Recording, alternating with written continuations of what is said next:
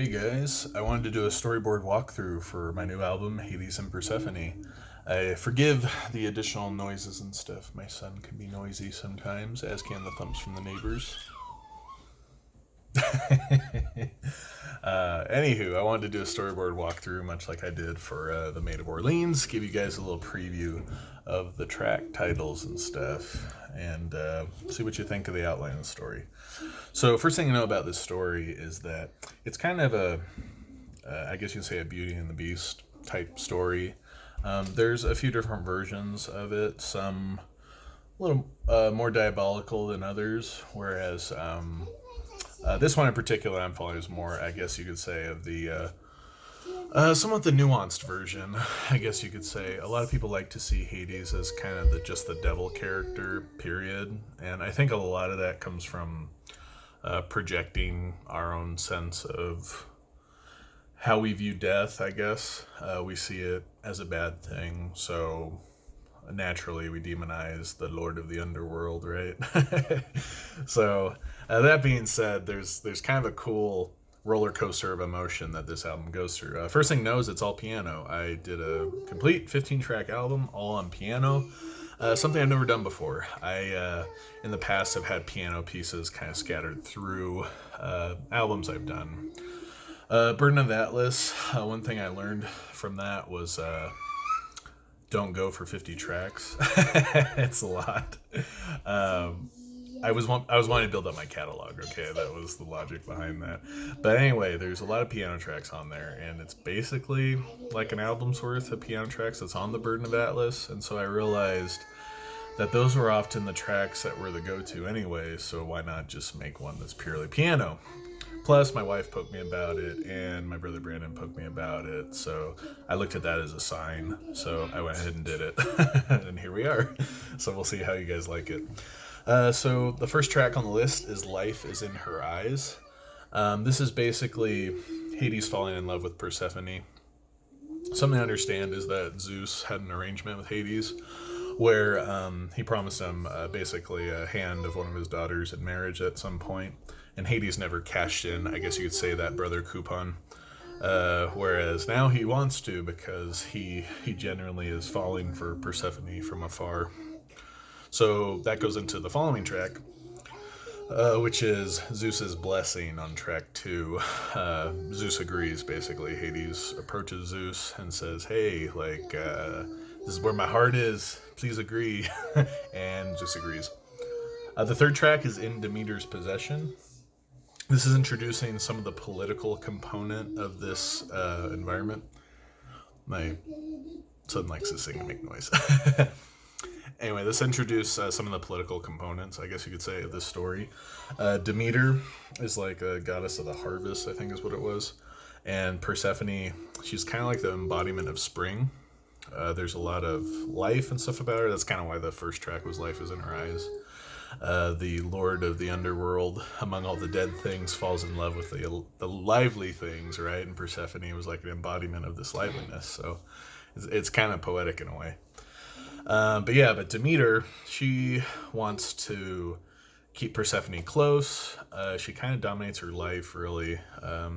She's very, it's not only overprotective, it's Demeter has power by controlling Persephone because of who Persephone is. And I guess you could say her godly gifts. And Demeter controls a major aspect of creation by controlling the embodiment of spring. So there's some of the political complexity.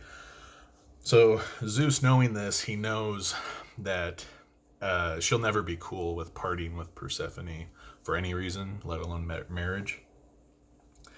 And Gaia gets involved in the equation because essentially Gaia recognizes the need to kind of break up this, I guess you can say, power that Demeter has by possessing Persephone.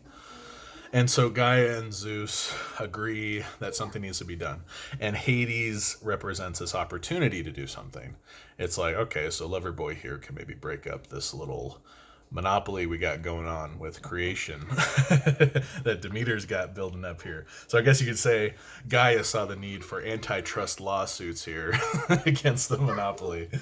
So Zeus and Gaia basically get involved in conspiring, and the plan they basically present to Hades is, hey, you're going to kidnap her. And Hades is like, what? But Hades goes along with it. It's kind of the only play he has. So it's into the next track, the Abduction. And basically this puts Hades in an awkward position. He wants her to love him, and he's abducting her. So that's kind of a rough start. But he abducts her, and so that brings out Zeus and Gaia's plan. And then we go into our next track, Welcome to the Underworld. I wanted a very mysterious kind of vibe with this one, so it's kind of fun. Track 7, A Kind and Gentle Lord. The idea is now we're getting into the perplexity of Persephone's position, which is, hey, this turd abducted me, I hate him, but he's being like really nice to me, what in the world, like, is he just a creepy stalker? Like, there's a lot going on. So then we go into the next track, Conflicted, to kind of show that Persephone's in a tricky spot. Because, for one, you got this guy he's treating you really well, but he abducted you. But then, where he abducted you from, you were actually completely on lockdown, and you didn't have much freedom at all. So Persephone's in an interesting position here, because on the one hand, she likes the freedom that she has, which was more than what Demeter presented. It's kind of an adventure, that she never got to have. And I imagine the embodiment of spring and the liveliness that is Persephone would be curious about the underworld, the absence of life, that kind of thing. Another dimension I want to kind of add to here is one reason that Hades becomes the Lord of the Underworld. A lot of angles are taken on the story to say that Hades just got the short end of the stick, or Zeus was like snubbing him by doing so. But there are some interpretations that would suggest Hades was the oldest, therefore the position that required the most responsibility was actually the underworld, because what are you going to do with all the lost souls and stuff like that? So it was actually a position of huge responsibility, and there's some beauty to it despite the intimidating thought of like the afterlife and death and all that. And basically we get that Persephone is starting to appreciate the beauty and I guess the honor that's involved in what Hades is doing. So conflicting emotions. The guy that kidnapped her, she's starting to fall for a little bit. You could say it's a bit of Stockholm Syndrome in a way, but like I said, it's an interesting story that way. So you got a bit of a roller coaster going on here. Anyway, so we go into track 9, Demeter's Lamentation. So with Demeter, obviously, like, she loves her daughter Persephone, but there was a lot more to it, right? She got power by having Persephone. So her lamentation, it's not just the motherly missing of a daughter. It is also my power, like my grip on creation, like there was just a lot going on. So Demeter's Lamentation. This was also a bit of a shout out to Gaia's Lamentation from the Burden of Atlas. So I guess you'd say it's kind of like a little Easter egg thing I'm starting, where maybe we'll slowly get through the lamentations of all these different, I guess, Greek mythology figures. So far, it look. Oh my goodness. So far, it looked like the goddesses are what we have the lamentations for. So maybe I'll stick with that. Maybe I'll mix it up a little. But yeah, so now we have Demeter's Lamentation. So you can kind of compare and contrast to Gaia's Lamentation and maybe see what you like better and probably see the differences, because I'd say Gaia's is a little more pure, I guess you can say. There's a lot of tragedy in the Greek mythology story of Kronos killing his father and stuff like that. Whereas with Demeter, she can relate somewhat because, hey, my daughter was taken, but at the same time, it's like, hey, my power, that was kind of what I cared about. And did I care about that more than my daughter? Who's to say? So a little bit more complex than Gaia's Lamentation, but still a lamentation nonetheless. Moving on, Revelations from Helios, track 10. God Helios, that's the sun god, he takes notice of Demeter's emotional plight, basically.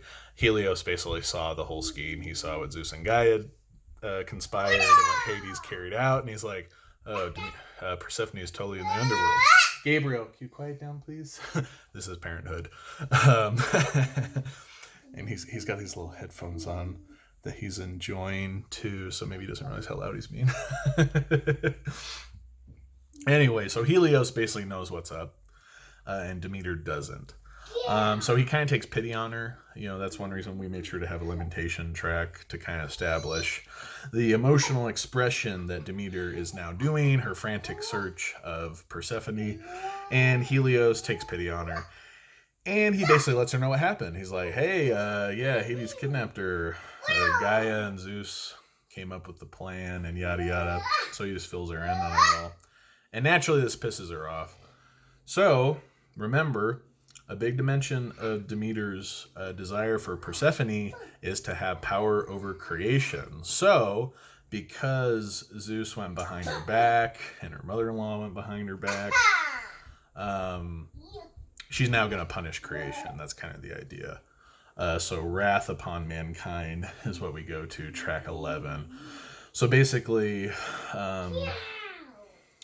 she's now going to leverage her position as a goddess to affect creation, because she's basically throwing a tantrum. She lost the power play of controlling Persephone, so now she's going to leverage her position to attack creation, so to speak. So it's not anything like too harsh, but Wrath Upon Mankind. Gabriel, you're being too loud. Mankind was kind of Zeus's little pet project, you could say. Zeus cared a lot about mankind, and I think there's an argument to say he loved them in many ways. But case in point, she targets mankind because that's what Zeus cares about, and ultimately she feels the most betrayed by Zeus in all this, naturally. So that's what goes on. Meanwhile, back in the underworld, we got track 12. Things have been developing between Persephone and Hades, and Persephone is coming to terms with her own emotional state. And we have Persephone's forgiveness at track 12.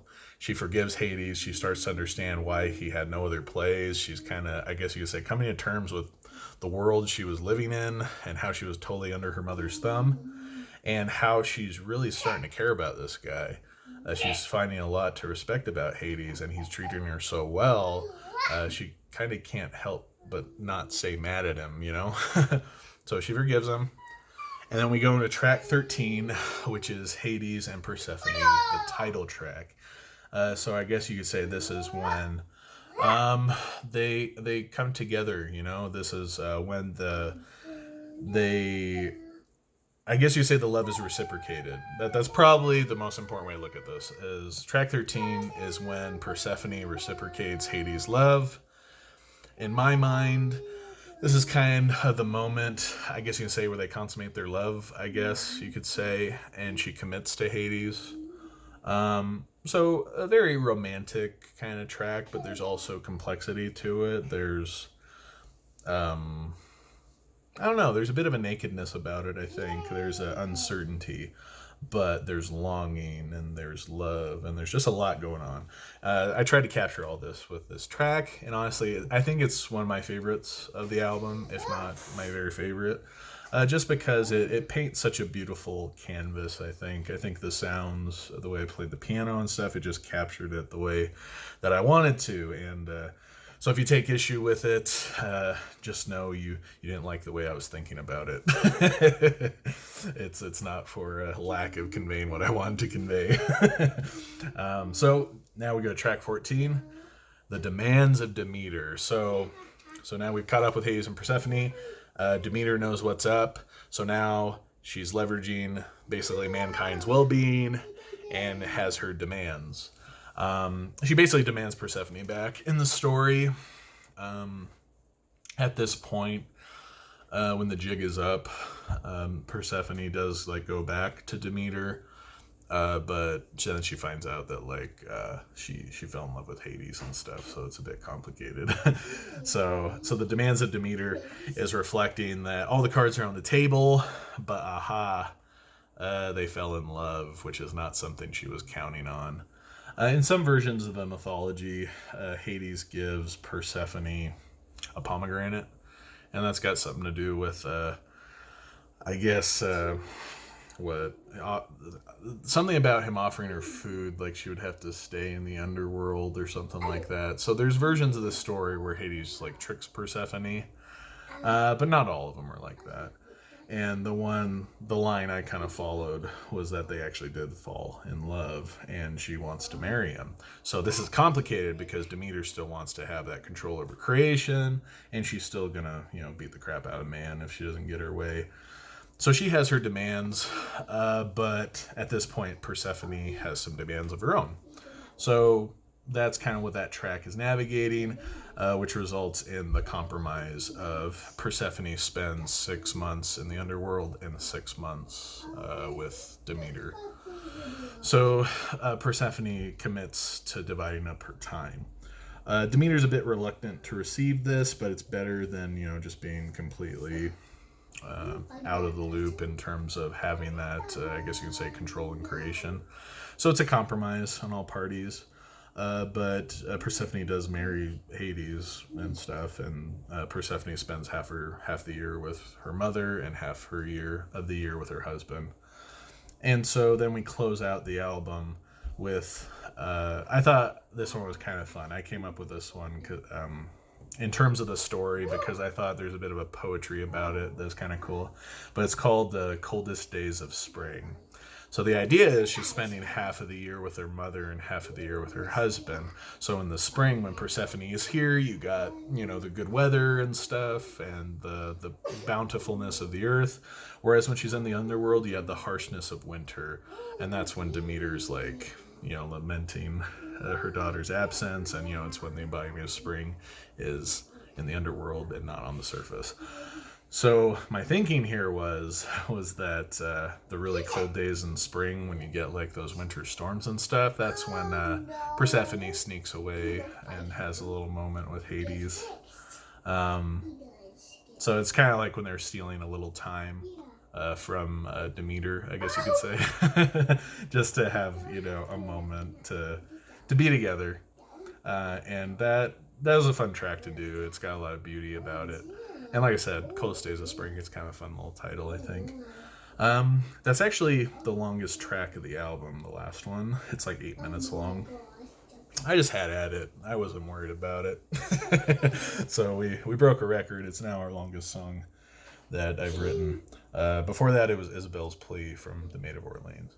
But anyway, so those are the 15 tracks. I hope you guys like it, and you find the piano playing to be as beautiful and contextual to the emotions of the story as I did.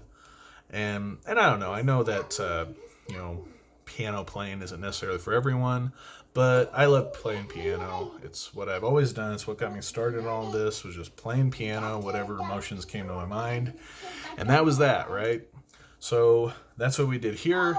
I hope you like it. What makes me very happy is that listening through this album, I think many of my siblings as well as my parents will probably picture me just like in the corner in my parents' house just playing piano. So there's a bit of reminiscing about this, and I hope that I guess my parents can enjoy maybe some of the reminiscence of just hearing me play.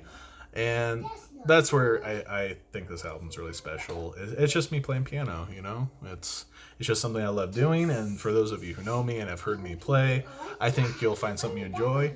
And for those of you who haven't really heard much of my stuff, I hope maybe this is something to add to your library, because I do think the music is very beautiful, and I think the navigating of these complex emotions and dimensions in this story, it's good storytelling, honestly, because I feel like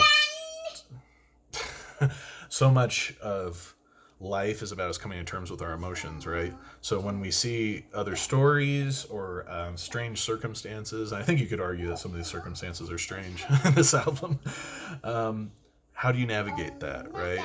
So I think it's cool. I like telling stories like this, and I like getting in, kind of trying to immerse myself in the situation, and I guess finding the beauty in it in a way. And I think I did that with the piano. So there's your preview. I'll make sure to put the track titles in the description, so I guess you can kind of follow along and stuff and see the final list. I'm sharing this now because everything's all distributed. This album is ready to release. We're just waiting for Christmas to roll around, and then it should be live everywhere.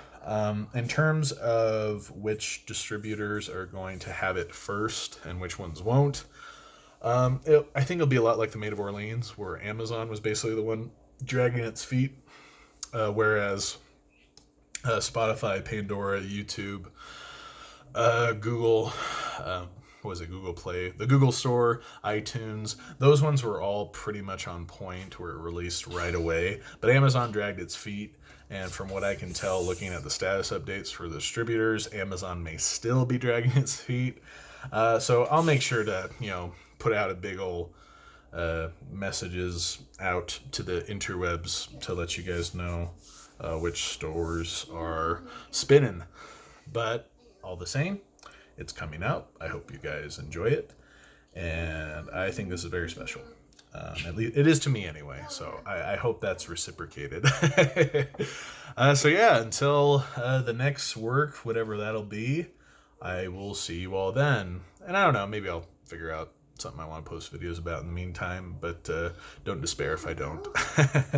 Just gotta keep making music over here. All right, if you guys think that there's like a story that you think would be cool for me to tell, if you've watched the video this long, feel free to comment below and I'll take a look at it, and if I feel inspired, I'll go ahead and tell it, honestly. Because there's a lot of good stories out there. I don't necessarily get to them all. Obviously these things take time.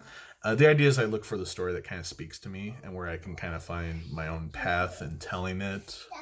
If it's kind of a nuanced story, even better, because I think the layers of complexity requires more resolution, and that's kind of where the music's exciting, when you're looking for that resolution. So that's just kind of my thought. Anyway, looks like we're over 20 minutes. We'll call it there. So, Merry Christmas to you all. Hope you enjoy this latest work of mine, Hades and Persephone, when it lands on Christmas.